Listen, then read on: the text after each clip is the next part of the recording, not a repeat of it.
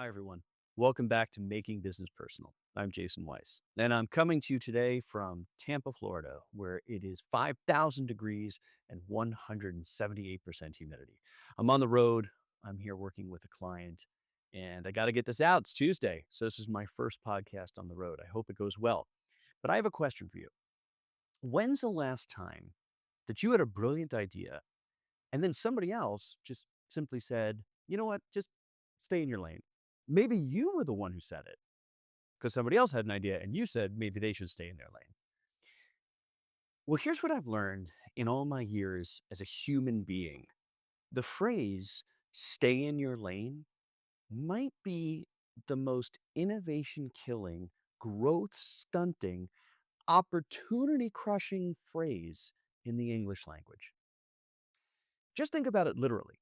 When you're driving, going down the highway in your car, do you stay in one lane the entire trip? No, of course you don't. You would never get anywhere. You'd be stuck behind the slowest drivers. You'd be watching opportunities pass you by. And then in the next lane over, people would just be speeding by you.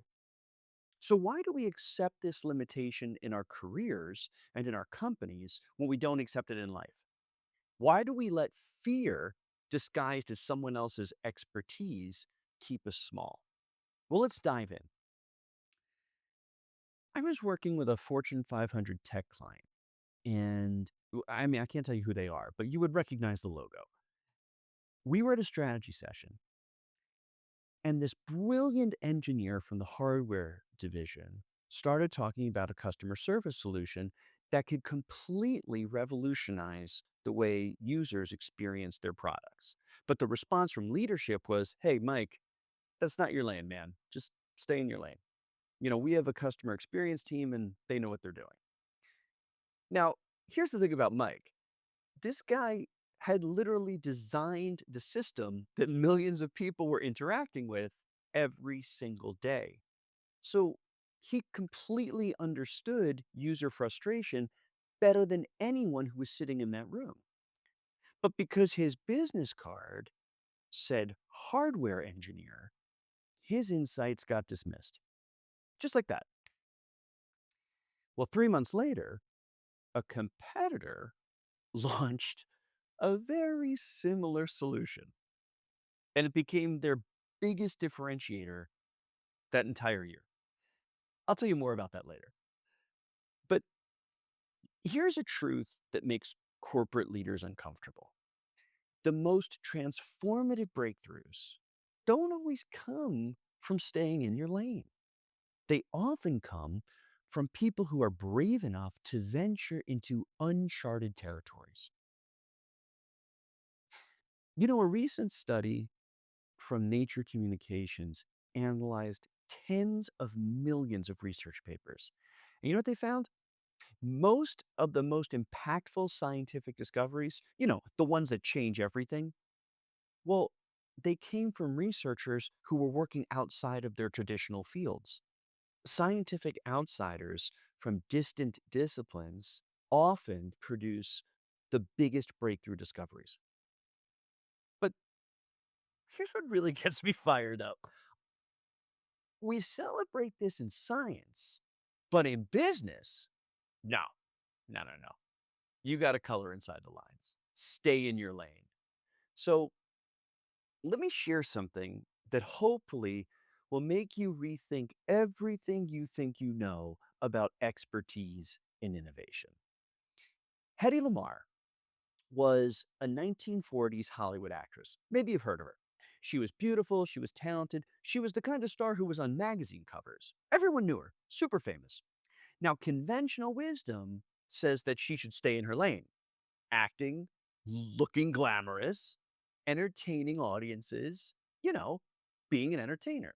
But Heidi, no, she wanted something different. She ended up working with a composer named George Enfield, and together they invented frequency hopping technology that is today's foundation for Wi Fi, Bluetooth, and GPS.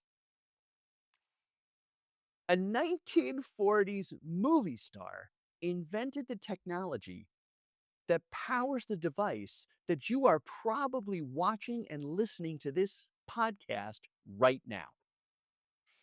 Imagine if she had just stayed in her lane. You might not be able to connect to the internet right now. And she's not alone.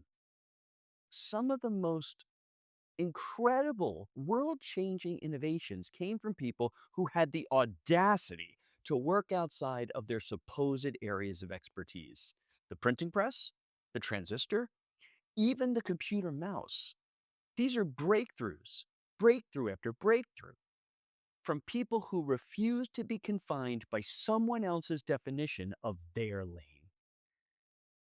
And here's what conventional wisdom gets wrong. It assumes expertise is a fence that keeps you in rather than a foundation that launches you forward. In my experience, working with companies across industries all over the world, I see this pattern over and over again. 3M started as a mining company in 1902. They were literally digging for minerals. Today, they're one of the world's most innovative companies. They create everything from Post-it notes to medical devices to sandpaper to aerospace materials. Toyota began as a textile loom manufacturer in the 1920s. Now, they're the largest automaker in the world. What if 3M had stayed in their lane as a mining company? What if Toyota had stayed in their lane marketing textile equipment? But here's the deeper issue, and this is where it gets personal. When we tell people to stay in their lane, we're not just limiting innovation, we're making a statement about human potential.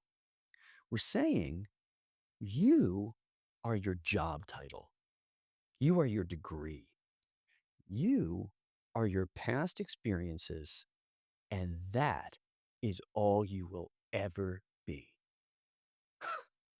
Man, that's not just wrong, it's both arrogant and incredibly dangerous. So, how do you break free? How do you break free from the tyranny of lane staying? Well, here's three strategies that I've seen work. The first is cross pollination. Spend 20% of your learning time studying something completely outside of your field. If you're in finance, study design thinking. If you're in marketing, learn about engineering principles. Stanford research shows that prescient thinking, the kind that predicts the future, is 8 times more likely to come from outsiders than established experts. Second, the permission-free pilot. Stop asking for permission to contribute outside of your official role. And you can start with small experiments. Oh, that engineer I mentioned earlier, Mike, well, after that meeting, he quietly developed that customer service solution and then took it to another organization. And when it solved their very real problem, his lane didn't just get wider, he had a whole new highway.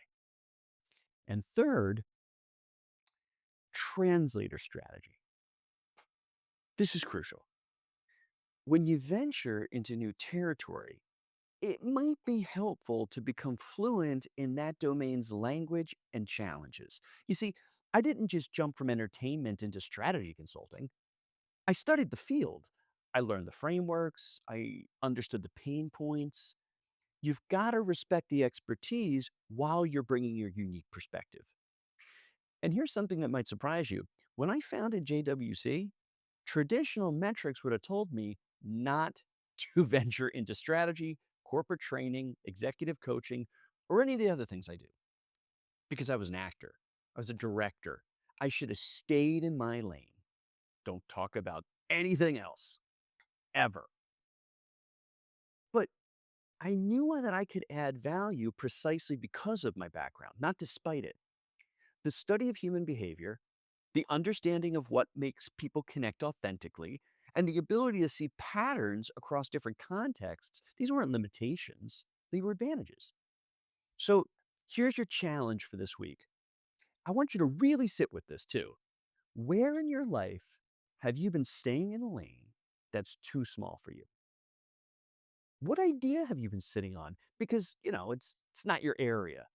What problem have you been watching someone else struggle with, knowing that you could help them, but you're holding yourself back because, you don't have the right title, you don't have the proper degree. But here's what else I want you to examine. And this might be uncomfortable. When do you tell people to stay in their lanes? Because if you're honest, you probably do it too. So I want you to catch yourself this week. When you're about to say, that's not your area, or just stay in your lane, man, I want you to pause and I want you to ask yourself, what am I really afraid of here? Am I protecting expertise or am I protecting ego? Am I preserving quality or am I preserving power? Or am I just too uncomfortable to get outside of this box that I've created? Because here's the truth. Most of the time that we tell someone to stay in their lane, it's not about them. It's about us. It's about our fear that maybe, just maybe, someone without our credentials might actually have something valuable to contribute. I want you to identify one area where you might be playing small. And I want you to take one small action to venture outside of that imaginary boundary. And not recklessly. I mean, remember the respect and the preparation part, but do it boldly. Because here's what I know after 50 years of watching people transform and watching other people stay stagnant, the future belongs to the lane switchers, the boundary crossers, the people who are brave enough to say, I have something valuable to contribute here, regardless of what my business card says. Your unique combination of experiences and perspectives and insights, that's not limitation. It's your competitive advantage. And the question isn't whether you should stay in your lane. The question is how much bigger could your lane be? If this content resonates with you, please leave a comment, like the post, and follow Making Business Personal because every person who engages increases our reach. And if you'd like to reach out to me personally, here or offline, you can always reach me at jasonweissconsulting.com. And please consider sharing this episode. And if you do share it on social media, use the hashtag #MakingBusinessPersonal. Remember, it's not business, it's personal. I'll see you next time.